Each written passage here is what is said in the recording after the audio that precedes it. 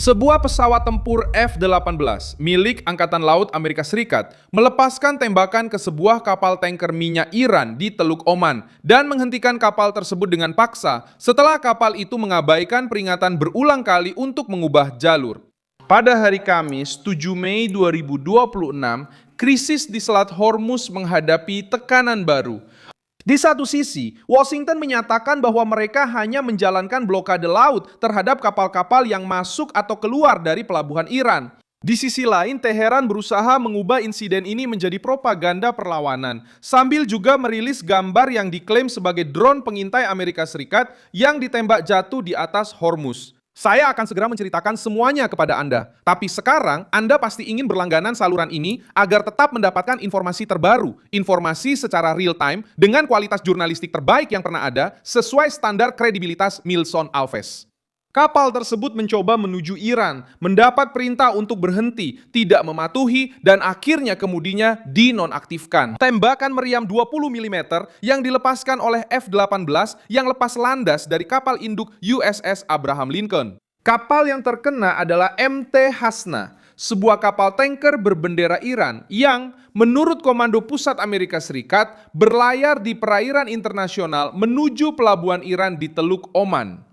Kapal tersebut dalam keadaan kosong, namun sasarannya bukanlah muatan, sasarannya adalah upaya untuk menembus blokade. Pasukan Amerika mengikuti pergerakan tersebut.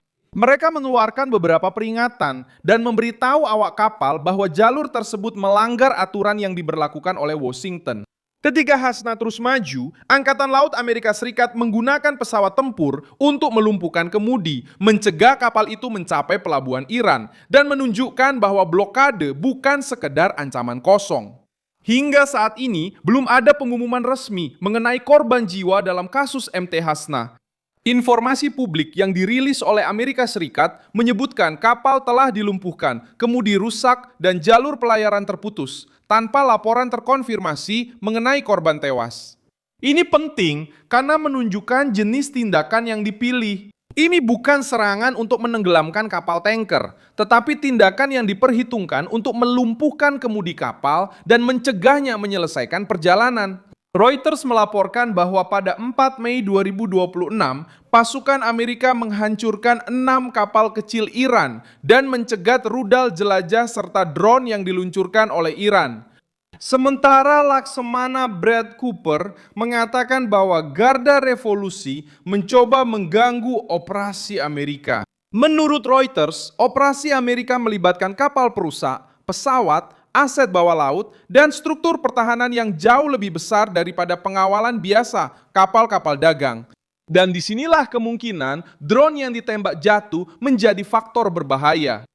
Brasilia menginformasikan pada 7 Mei 2026 bahwa media Iran merilis sebuah video yang diduga memperlihatkan puing-puing drone pengintai Amerika Serikat yang ditembak jatuh oleh pasukan Iran di atas Selat Hormuz. Hingga saat ini, pernyataan publik masih memerlukan kehati-hatian. Materi tersebut disampaikan oleh pihak Iran dan konfirmasi independen secara penuh belum muncul, setara dengan pernyataan resmi Amerika mengenai kapal tanker minyak tersebut.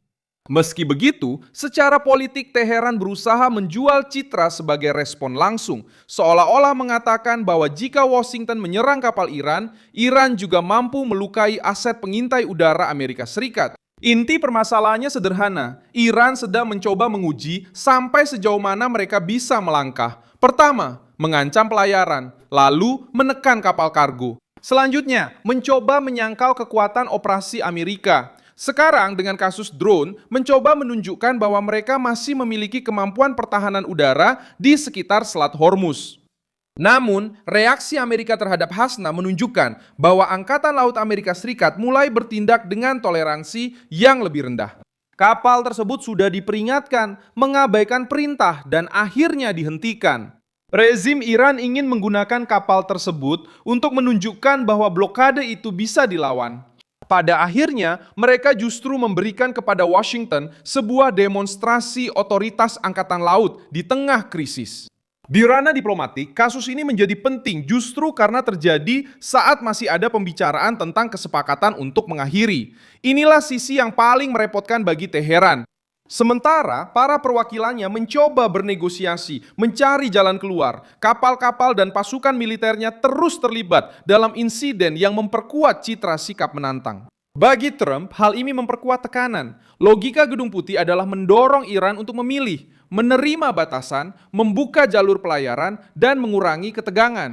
Atau terus melihat kemampuan manuvernya dipotong di laut, di udara, dan di bidang ekonomi. Apa yang akan terjadi sekarang? Ada 3 jalur langsung yang harus diikuti. Pertama, MT Rasna tetap berada di luar jalur menuju Iran dan harus bergantung pada bantuan kapal tunda, inspeksi, atau keputusan militer baru mengenai nasibnya. Kedua, blokade yang berkelanjutan menargetkan kapal-kapal yang mencoba masuk atau keluar dari pelabuhan Iran tanpa izin. Ketiga, video drone yang ditembak jatuh akan digunakan oleh Teheran sebagai alat propaganda, meskipun Washington menangani informasi tersebut dengan hati-hati atau lambat dalam mengkonfirmasi detailnya. Dalam perang, gambar juga menjadi amunisi politik. Dan Iran tahu itu. Sejarah menunjukkan bahwa jenis konfrontasi seperti ini di Teluk jarang terjadi secara terisolasi. Pada 18 April 1988, selama operasi Praemens, Angkatan Laut Amerika Serikat menyerang target-target Iran di Teluk Persia setelah fregat USS Samuel B. Roberts menabrak ranjau. Aksi tersebut menghancurkan atau melumpuhkan beberapa platform dan kapal Iran di Teluk Persia dan tercatat sebagai salah satu operasi angkatan laut terbesar Amerika sejak Perang Dunia Kedua. Pada saat itu, Iran juga mengandalkan ranjau, kapal cepat, dan tekanan terhadap kapal-kapal. Respons Amerika sangat cepat dan meninggalkan preseden yang jelas. Ketika Teheran mengubah jalur perdagangan menjadi ajang provokasi, Angkatan Laut Amerika Serikat cenderung merespon dengan kekuatan yang terorganisir. Fakta sejarah lain membantu memahami o peso do possível drone abatido. 20 Juni 2019, Iran menembak jatuh drone RQ-4 Global Hawk milik Amerika Serikat di wilayah Selat Hormuz. Teheran menyatakan bahwa pesawat itu berada di wilayah udaranya. Washington mengatakan bahwa pesawat itu ditembak di wilayah udara internasional. Pada saat itu, insiden tersebut hampir menyebabkan serangan militer langsung. Reuters mencatat bahwa drone tersebut digunakan untuk pengumpulan intelijen di wilayah laut dan pesisir dengan perkiraan biaya sebesar 130 juta dolar. Artinya, ketika Iran menembak jatuh atau mengaku telah menembak jatuh drone Amerika, mereka tidak hanya menghancurkan sebuah mesin. Mereka sedang berusaha menantang pengawasan Amerika Serikat atas jalur vital tersebut. Contoh dari negara lain juga menunjukkan aturan yang sama. Siapapun yang mengancam koridor maritim strategis pada akhirnya akan menarik respons militer, koalisi, dan tekanan ekonomi. Di Laut Merah, serangan terhadap kapal-kapal komersial yang terkait dengan kelompok Houthis membuat Amerika Serikat dan sekutunya memperluas operasi pertahanan angkatan laut. Di Laut Hitam, perang antara Rusia dan Ukraina juga menunjukkan bahwa jalur ekspor, pelabuhan, dan kapal menjadi alat tekanan ketika perang mempengaruhi perdagangan. Di Selat Hormuz, perbedaannya bahkan lebih serius karena koridornya sempit, sensitif, dan langsung terkait dengan harga minyak global. Iran mencoba menggunakan geografi ini sebagai perisai. Langkah selanjutnya sekarang tergantung pada Teheran. Mundur untuk bernegosiasi atau tetap memilih konfrontasi dan melihat tekanan Amerika semakin diperketat. Saya Milson Alves, seorang internasionalis, dan tujuan saya adalah membuat Anda tetap mendapat informasi yang benar setiap hari. Tautan berita ada di deskripsi video.